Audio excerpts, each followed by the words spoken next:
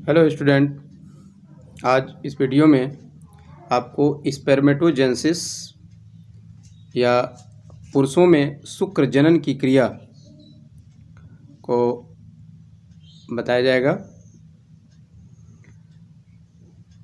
शुक्र जनन या स्पर्मेटोजेनेसिस युग्मक जनन के अंतर्गत आता है या गैमेटोजेनेसिस के अंतर्गत ही आता है।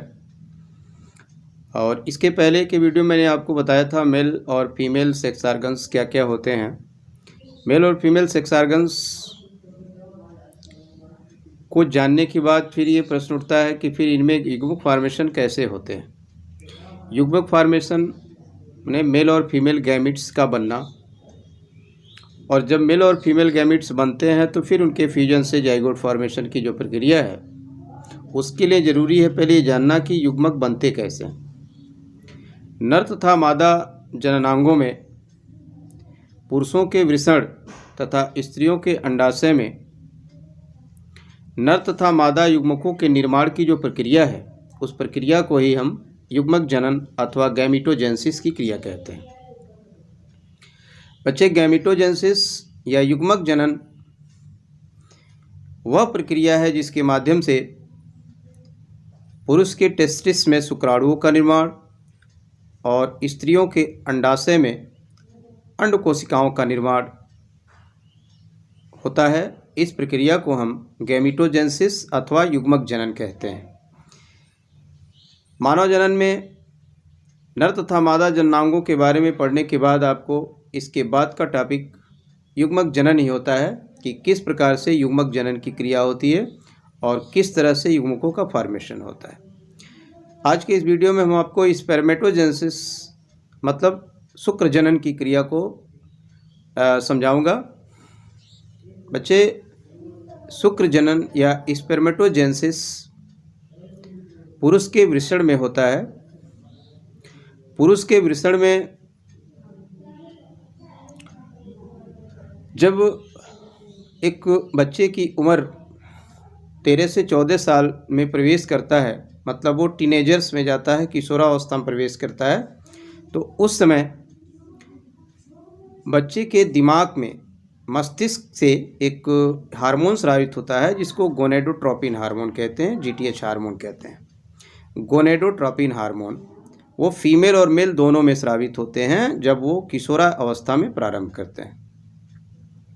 जैसे ही वो किशोरावस्था में प्रारंभ करते हैं उनके ब्रेन से जो गोनेडोट्रोपिन हार्मोन है, इस गोनेडोट्रोपिन हार्मोन का स्राव बढ़ जाता है और गोनेडोट्रोपिन हार्मोन के स्राव से जो उसकी टेस्टिस है वो सक्रिय होने लगती है।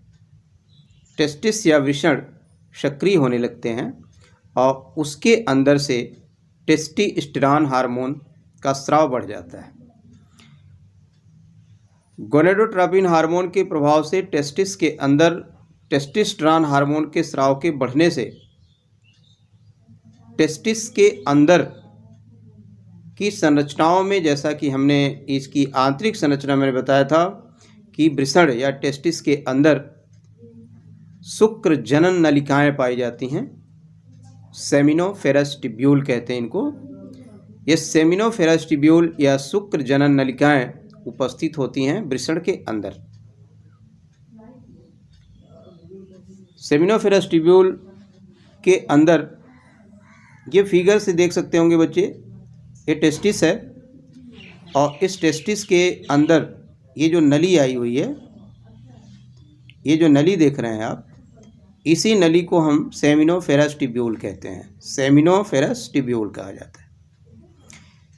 एक टेस्टिस की आंतरिक संरचना के बारे में फिगर में दिखाया गया है कि ये टेस्टिस है। टेस्टिस से निकले हुए यहाँ पर इपिडिडाइमिस अथवा अधिवृषण, और अधिवृषण से आगे जो ये नली ऊपर की तरफ जाती है इसी को हम स्पर्म डक्ट अथवा शुक्रवाहिनी कहते हैं।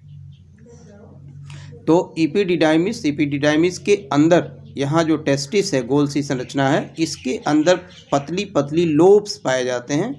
इस लोब्स के अंदर नलिकाएं होती हैं जिनको हम सेमिनोफेरस ट्यूब्यूल अथवा शुक्रजन नलिकाएं कहते हैं।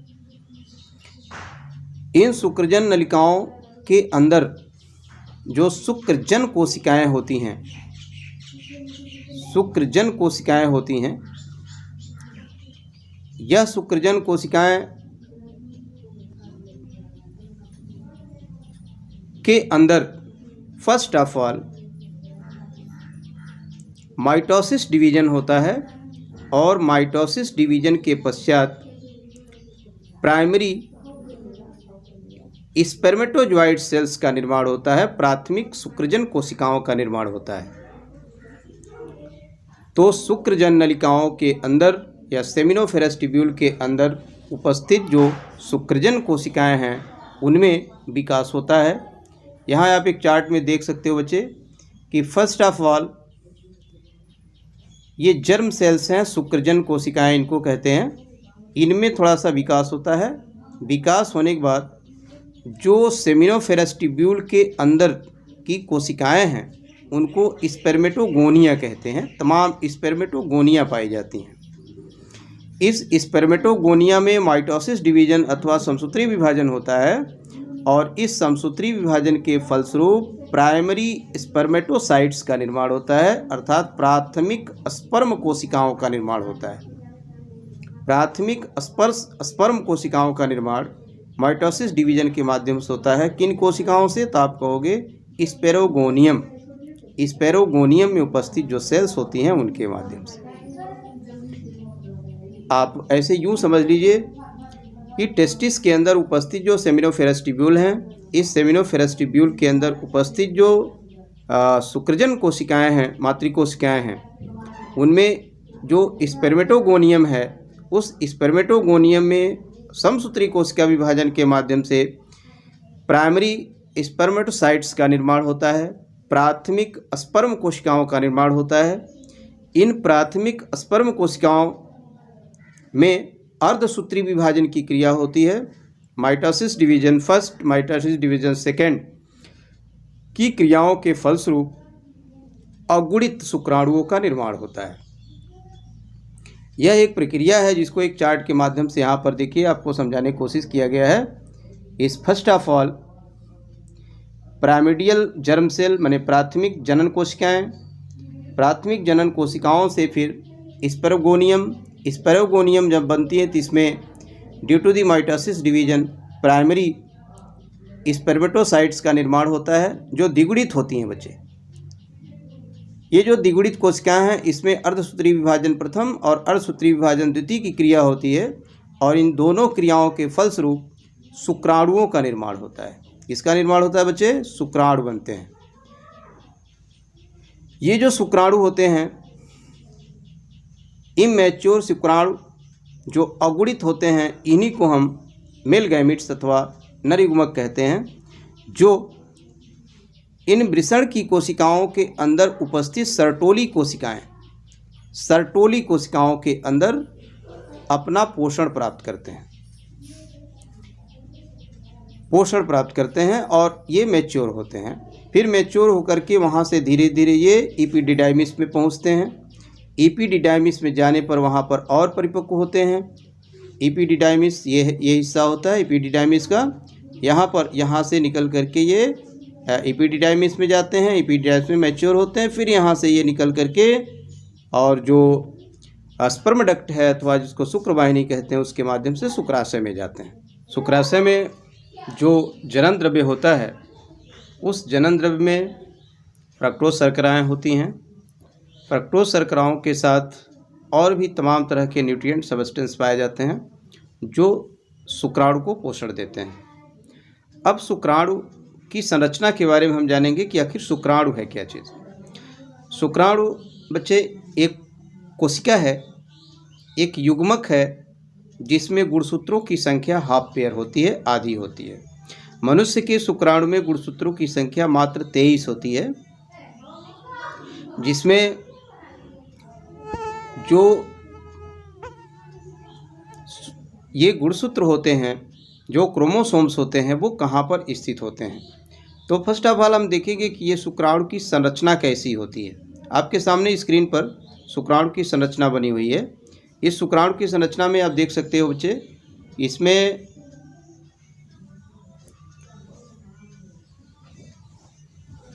शुक्राणु की संरचना को हम 4 भागों में बांटते हैं। सबसे पहले ऊपर जो है होगा, ये लिखा है हेड, इसको देख सकते हैं आप। एक शुक्राणु की संरचना जब हम अध्ययन करते हैं तो शुक्राणु की संरचना में 4 भाग होते हैं। सबसे ऊपर हेड रीजन होता है, हेड रीजन के बाद छोटा सा एक नेक रीजन, नेक रीजन के बाद मिडिल पार्ट होता है या मिडिल पीस जिसको कहते हैं, मध्य भाग, और इस मध्य भाग में माइटोकॉन्ड्रिया होती है, और सबसे लास्ट में पुच्छ होता है अथवा टेल भाग होता है। तो ये 4 भागों में बटा हुआ शुक्राणु है जो कीड़े की समान संरचना है, और मनुष्य के एक स्खलन में कम से कम 20 से 30 करोड़ स्पर्म पाए जाते हैं, शुक्राणु पाए जाते हैं। 1 स्खलन में, एक स्खलन में 20 से 30 करोड़ शुक्राणु, इस तरह के शुक्राणु होते हैं जो युग्मक हैं, नर युग्मक हैं, जो युग्मक जनन या जिसको आप कह सकते हो स्पर्मेटोजेनेसिस या शुक्र जनन क्रिया के माध्यम से पुरुष के वृषण में बनते हैं। तो सबसे पहले हम देखेंगे कि शुक्राणु में सबसे ऊपर की तरफ एक ओवल सी संरचना होती है जिसको आप हेड कहते हैं, और इसी के अंदर इसका न्यूक्लियस होता है जिसमें हाफ पेयर ऑफ क्रोमोसोम होते हैं, न्यूक्लिक मटेरियल होते हैं, क्रोमोसोम्स होते हैं, और इसके सबसे ऊपर की तरफ एक टोपी जैसी संरचना होती है जिसको एक्रोसोम कहा जाता है। एक्रोसोम या अग्रपिंडक, यह अग्रपिंडक का निर्माण आप कोशिकाओं में जानते होंगे। कोशिका में एक कोशिकांग होता है जिसको कहते हैं गोल्गी कॉम्प्लेक्स या गोल्गी बॉडी। इस गोल्गी बॉडी से शुक्राणु के एक्रोसोम का निर्माण होता है। गोल्गी बॉडी से शुक्राणु के एक्रोसोम का निर्माण होता है, और एक्रोसोम निषेचन के समय अंड कोशिका को छेदने का काम, भेदने का काम करता है, जिसके माध्यम से जो शुक्राणु का केंद्रक है उसके अंदर उपस्थित जो क्रोमोसोम पेयर हैं वो फीमेल गैमेट्स या ओवा के केंद्रक से मिल सकें।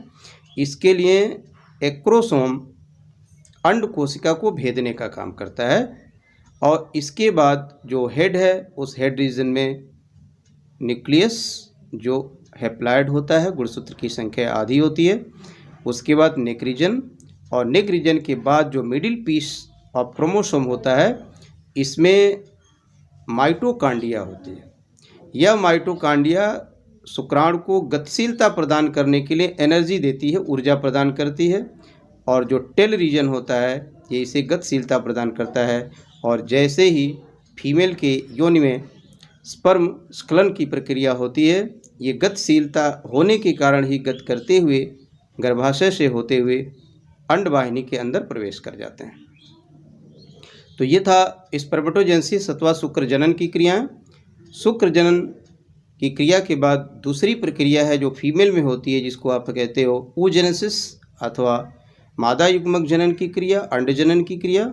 इसको नेक्स्ट वीडियो में आपको बताया जाएगा। थैंक्स।